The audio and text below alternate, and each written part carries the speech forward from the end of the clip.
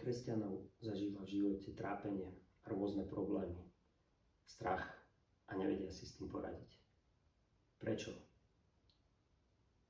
Povieme vám jedno tajomstvo. Keď bol človek stvorený, Boh ho voviedol do svojho odpočinku. Dopredu všetko pripravil, všetko, čo v živote bude potrebovať, zabezpečil a potom človeku povedal: poď, užívaj, dávam sa ti. Priatelia, toto je náš Boh, toto je náš dobrý Boh. Ale od začiatku tam bol niekto, kto sa snažil zničiť ten obraz toho dobrého Boha. A tak, priatelia, poďme si naspäť zobrať to, čo pre nás náš dobrý Boh pripravil. Poďme rúcať ten múr, čo medzi nás a nášho dobrého Boha postavil a stavia diabol. Tak vítajte, priatelia. Od narodenia nás tento svet vychováva k tomu, že si všetko musíme zaslúžiť. Ale, priatelia, ono je to celé cielené. Je to vedomé. Je to od začiatku stvorenia človeka taktika diabla, ako zničiť obraz a pravdu o Bohu. Ale vďaka nášmu Bohu nám Boh daroval svoje slovo. A tak sa poďme z tohto jeho slova, alebo v tomto jeho slove nanovo hľadať to, kto naozaj sme my a kto naozaj je náš Boh. Viete, Boh stvoril človeka ako duchovnú bytosť. Božie slovo hovorí, že ho stvoril na svoj obraz. Aj tento svet rozdelil na rôzne oblasti. Božie slovo hovorí, že rozdelil na nebeské, pozemské a podzemské. Aj, ako sme povedali, aj človeka stvoril ako duchovnú bytosť. A na toto musíme celý čas pamätať a musíme si to celý čas pripomínať. Viete, náš nepriateľ toto veľmi dobre vie a od začiatku sa snaží, aby my sme sa zameriavali na tú pozemskú alebo na tú fyzickú oblasť a seba, aby sme vnímali nie ako duchovných, ale ako telesných. A na tomto kanáli budeme veľa hovoriť o živote v duchu, tak sa poďme do toho postupne pustiť. Všetko v tomto viditeľnom svete má pôvod v tom neviditeľnom, duchovnom. Božie slovo hovorí, že všetko viditeľné povstalo z toho neviditeľného. A všetko, čo my v živote potrebujeme, má pôvod v tom duchovnom, v tom neviditeľnom svete. A keď človeku niečo chýba, alebo keď niečo potrebuje, tak to začína hľadať. Ale na mieste je otázka, že kde to začína hľadať a ako to začína hľadať. A tak poďme začať rúbať do živého a možno vás to bude mnohých aj bolieť. Keď pôjdeme do Božieho slova, tak v Efezanoch 1. kapitole 3. verši je napísané, že sme boli požehnaní všetkým duchovným nebeským požehnaním v nebeských oblastiach. Ešte raz, keď si to povieme, tak boli sme požehnaní všetkým duchovným požehnaním v nebeských oblastiach. Čím sme to boli požehnaní? A kde sme to boli požehnaní? Viete, keď má niekto nejakú potrebu alebo nejaký problém, tak kde je to naplnenie? Alebo druhá otázka, že odkiaľ si to má zobrať? Alebo akým spôsobom, ako si to má zobrať?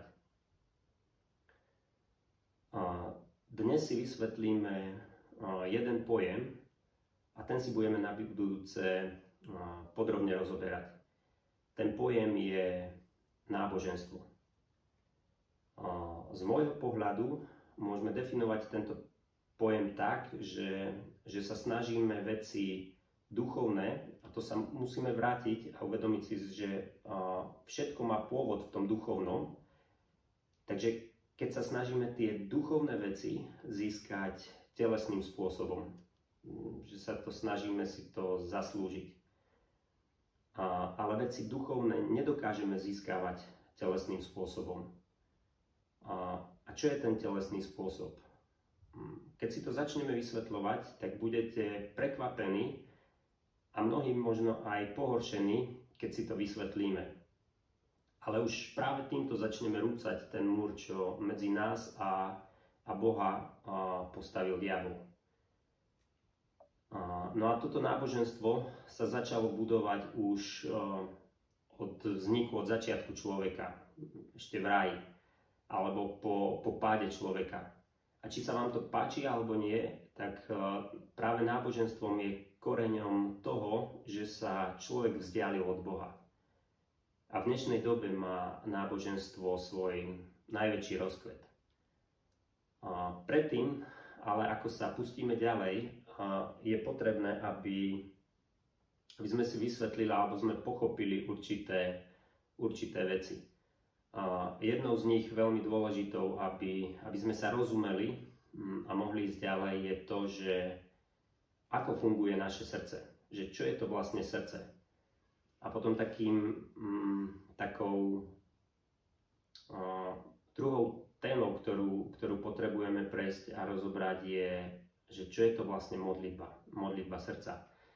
My sa tomu do budúcna povenujeme, ale zatiaľ, aby sme sa mohli posúvať ďalej, tak dole v popise pod videom budete mať linky, kde sa dostanete na stránky, kde budú tieto témy vysvetlené, kde bude pekne rozobraté téma srdca.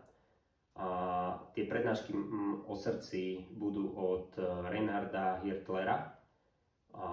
Je to dabované v češtine, je to zrozumiteľné a je to, ešte raz poviem, veľmi dôležité, aby sme to pochopili. Potom tá druhá téma modlitby srdca je rozobratá.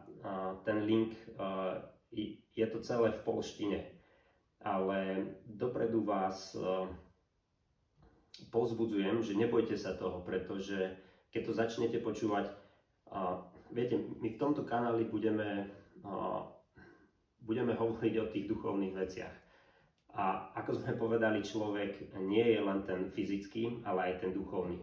A ja vás chcem pozbudiť, že aj keď možno dobre nerozumiete poľštine, ale začnete to počúvať, tak tie veci, ktoré momentálne potrebujete, dokážete v duchu obsiahnuť. Aj keď tomu neúplne budete rozumieť, veci, ktoré momentálne potrebujete, v duchu pochopíte. A potom ďalej, keď sa k tomu budete vracať, pochopíte ďalšie a ďalšie veci. Ale je to veľmi, veľmi dôležité. Tak ešte raz dole v popise pod videom nájdete tie linky. Na záver by som vás chcel poprosiť, aby sme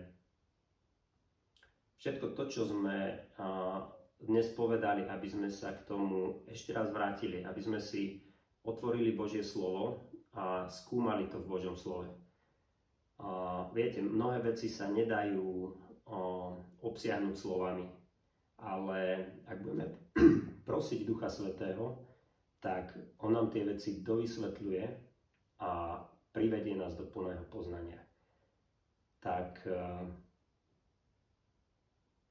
prajem nám všetkým, aby sme začali skúmať a hľadať v Božom slove to, kto je skutočne náš Boh a čo pre nás naozaj pripravil. Tak sa tešíme na ďalšie video. Dovidenia, priatelia.